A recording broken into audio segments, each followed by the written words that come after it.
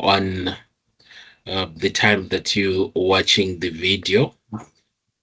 Welcome to our video sessions.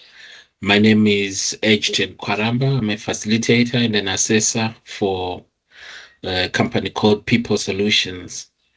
We met during our induction, but I will also go through a few things that we discussed in that induction in our next session.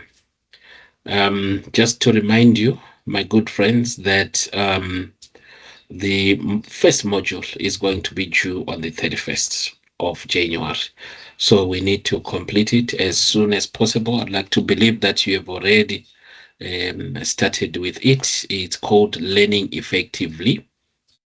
Okay, so the aim of this session, online session, is that I just guide you through the module. There are some modules that I'll be sharing slides, but on this particular one, because it is a fundamentals-based module, we will be just going through the questions. What I mean by that is that it's just a module that will be based on fundamental literacy kind of stuff, where we'll be asking or giving you a comprehension and then ask you the questions in the comprehension, ask you to come up with an essay or a presentation or so. So there is very little of technical things that you'll find in this module. I'm very happy to meet you all. Hopefully these kind of sessions will be useful. All right, so before I waste much of your time, let me just share the screen for our first module, so that we can run with it. Okay, so like I said, the first module is Learning Effectively. That's the one that we're going to start with. Okay, so Learning Effectively is a module that has got two unit standards. Unit standards are uh, uh, like the bricks. If we're building a wall, I would say bricks. These are specific areas of study that we find in a qualification.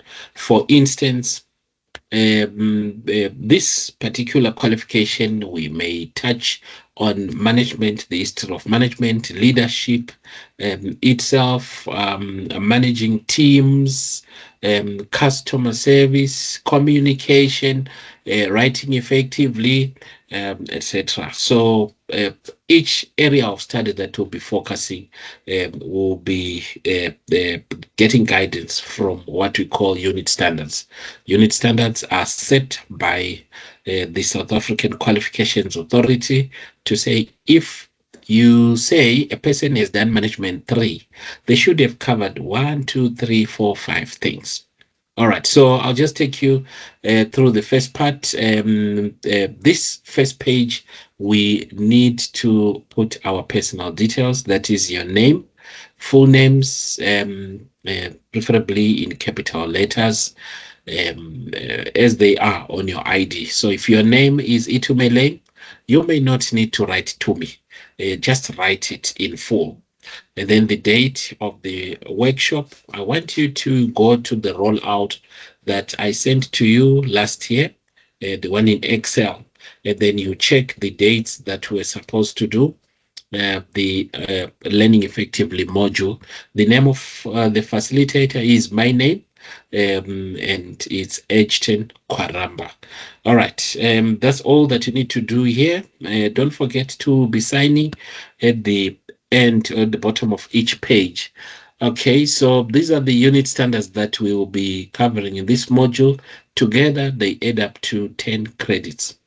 All right, and then at the bottom here, you'll see somewhere where it's written assessment plan. On it, I want you to put the date that we're supposed to complete. This module is supposed to be completed by the 31st of January. So you write 31 January 2026. Please don't write 2025 there. It's quite tempting. to write 2025. We're now in 2026, and then you do the same for each task year as well. 31 January 2026, and then you sign all the pages. And then on this page where it's written candidate, please put your full names, and you put your ID number, your signature, and that date, the first day that you find on the rollout for Learning Effectively. All right, don't forget to sign every page. The first task, my friends, is just asking the type of information that you may find from all these sources of information. Once you are in communication, you may need to know where to find this kind of information, where to find that kind of information. So in this instance, it's talking about different sources like public libraries. What kind of information would you need from public libraries looking at a qualification like this? So from public libraries, you may find information like theories of management, theories of leadership, the functions of management, stereotyping, the dangers of stereotyping, cultures in South Africa, etc. There's a lot of information that you may find in libraries, and then you just write what can fit there. And then I'll use this information for, I think most of them, all of them, in fact, you can say to complete assignment questions on all of them. What information may you find from your children's textbooks? I'm sure information like formulas for when you doing your calculations, etc. Because we've got mathematics, by the way, in this qualification. In your workplace, you may find SOPs, training manuals, etc. Many things that you may find in the workplace. And then you are going to do the same for all of them, because if I assist you on all of them, what it means is we will all have same kind of answers, and moderators will not be happy with that. We may not be exited. All right, so we'll just need to complete that table. Make sure that every block is completed. If there is something that is left out, the assessor will be quick to say insufficient evidence. All right, so let's just complete there properly. All right, and then on assessment task 2, we are talking about the training material itself. I think with special regards to the training manual that I have sent to you, the training manual, the one for the notes. With that one, it's talking about learning outcomes. At the beginning of each module or each unit, they will put what we call learning outcomes. What are these? These are the things that we expect you to know by the time you are done with the module. All right, so we put them at the beginning so that you can continue to evaluate yourself and see if you have grasped all that you were supposed to grasp in that particular module. Those are the learning outcomes. So each module will tell you that by the end of this module, you should be able to do 1, 2, 3, 4, 5 things, so that at the end of the module, you can go back to the learning outcomes and check if you are now able to complete those. All right. The second one, are they clearly stated? Yes, of course. At the beginning of each module, you will find a list of the learning outcomes. What is the purpose of unit standard alignment? When we were starting with this video, I explained unit standards to be like bricks on a wall. These are different areas of study that we have in a qualification. Okay, so when we are starting to build training material, we look at the unit standards. Each unit standard, what does it say? Okay, we need to cover 1, 2, 3, 4, 5 things. So when we are making notes for a qualification, we align the training material to the requirements of the unit standard. That is unit standard alignment. It helps to ensure that the training material that we have covers or satisfies the requirements of the unit standard. So that is what is referred to as unit standard alignment. All right, and then what information is conveyed by icons, you know, in your training material. We've got many things. We've got tasks, group work. You know, the icons that you find in your training manual, reflection. Just at the beginning in your training manual, you'll find a list of the things that can be indicated by icons there. All right, and then the next one, what is the purpose of learning activities? You'll find that even in the textbook or training manual, you will find that there are questions that are there. Me, I don't mark that training manual. So what are the questions for? The questions are there for you to check and evaluate yourself on whether you would have understood the whole section that you would have just finished the reading. So there'll just be a few questions to test your level of understanding. All right. In your work environment, what are the things that are helping you to to learn better? You know, like your internet, your laptops, you know, those things that are helping you to learn.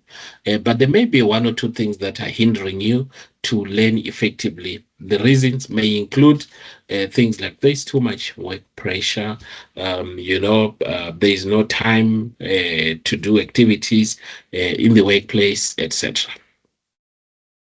All right, we are moving, my good friends. Um, we will take a break at the end of task 4, just to allow yourselves to drink water, and then I'll come back and then proceed with the session. All right, this one just is talking about jargon. Each work area or each professional category would have its own jargon. The doctors, when they're amongst themselves, they speak, you know, their own language. They speak of the terms. Economists would also speak of their own language. Economists would speak of things like, you know, ceteris paribus. When they say ceteris paribus, they simply mean holding every other thing constant, you know. So if we increase interest rate, what would be the impact on an ordinary South African? And then I say ceteris paribus. It simply means I'm holding every other thing constant.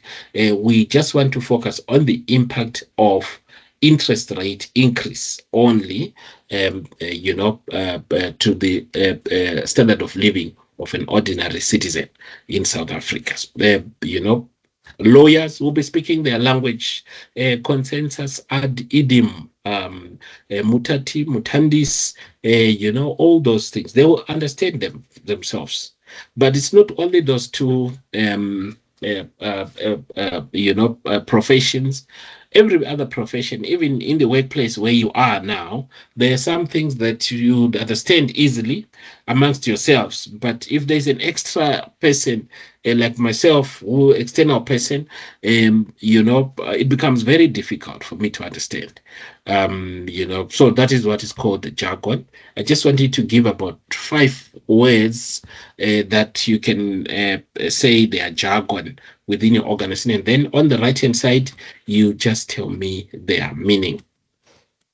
Okay, sometimes you meet unfamiliar words. When you've met unfamiliar words, you can use what we call contextual meaning, the way the word has been used in the sentence. You know, these days you guys are quick to go on Google, ChatGPT, etc. You know, but before you go there, it may be easy to pick what the sentence might be meaning by just looking at the way it has been used in the sentence or in the paragraph. Like this one, escargot is my favorite dish, said Franco. So escargot should refer to some kind of food. It should be food. So you just go to the words that are highlighted. Assume that you didn't know those words. From the way they have been used, what would you think they mean? Okay, I know you'll be able to handle that one. And then there's another one called neologism. Neologisms refer to a newly coined word. There are some words that are coming in now that were not like English before, but now they are English. SMS, I SMS'd you, or what could be tenderpreneur. Sometimes we use two words to join, tenderpreneur.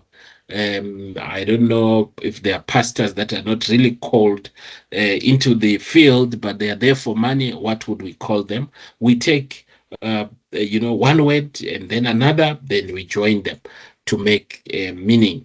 Tenderpreneur should be an entrepreneur who focuses on tenders only.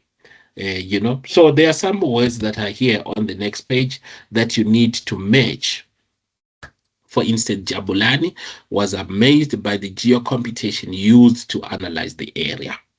So then come this side, what the phrase could explain geocomputation. I saw the high computing machines. That's also talking about geography. So you put a D there. And then you go to number 2, you put the letter. Number 3, you put the letter, etc. The most correct letter there. All right, there are sentences here that are explaining, but before I read the sentences, there's something called a hyperbole. Hyperbole simply means emphasis, that we put through exaggeration. For instance, I can say at Pick n Pay, there were miles and miles of a queue, So you cannot hold me to account to say, you are lying. There can never be a mile of queues at Pick n Pay. I'm just exaggerating to make an emphasis. Or someone would say, with the way I'm hungry, I would finish a whole cow. We all know that nobody can finish a whole cow, but they're just making an exaggeration. Okay, so I just want you to pick 2 hyperboles. These sentences are explaining a film that somebody watched. You would whip buckets of water. It's like a very sad movie. That is being talked about. So from these sentences, I want you to pick 2 hyperboles. Remember, a hyperbole is an exaggeration, is an emphasis through exaggeration. Like you whip buckets of water. We know that there's nobody who can whip buckets of water. Even a cup of tears, you cannot. It's an exaggeration. It's a hyperbole. Okay, and then examples of figurative language. This movie breaks your heart so that you can feel it breaking and you can see how bad or good the movie is, depending on whether you want to watch said movies or not. Okay, a sentence that contains a fact and not an opinion. I see there is another one that was talking of a certain amount of ransom that needed to be paid. Okay, what message is the movie repeated several? It's a third movie. Yeah. Okay, would this convince you to go and see? Others will say no, others will say yes, because some I know they love these kind of movies, depending on what kind of an individual you are.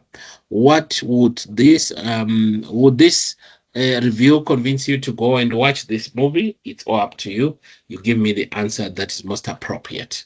Okay, and there we've got 2 cartoons. Somebody said a picture says 1,000 words. So let's see if we can get 1,000 words from this one.